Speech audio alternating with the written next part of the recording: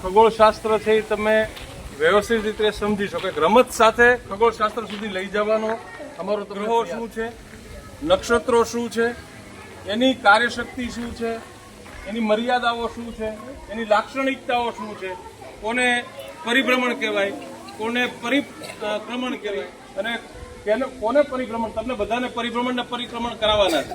આખું સૂર્યમંડળ તમારે આત્મસાત કરી શકો એટલા માટેની આ પ્રવૃત્તિ.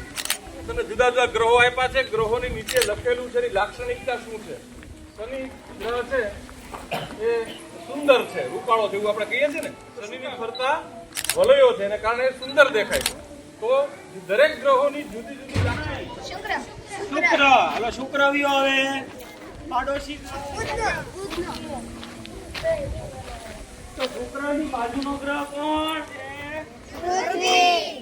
પૃથ્વી. આ ગ્રહો નામ શું? હાલો ચંદ્ર. હા, દોડતો આવ્યો બાકી ચંદ્ર. તો આ ચંદ્ર ભેગા બી આવો. આ આપણું સૌર મંડળ.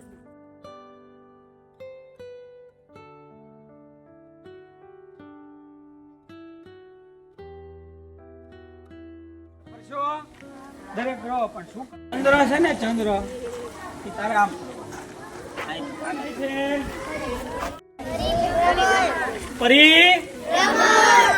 પરિભ્રમણ થયું ને.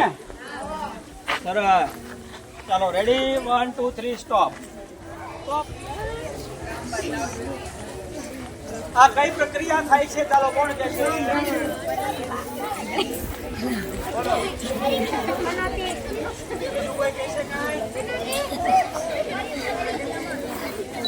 હું કહું બંને પ્રક્રિયા થાય છે, પરિભ્રમણ અને પરિક્રમણ.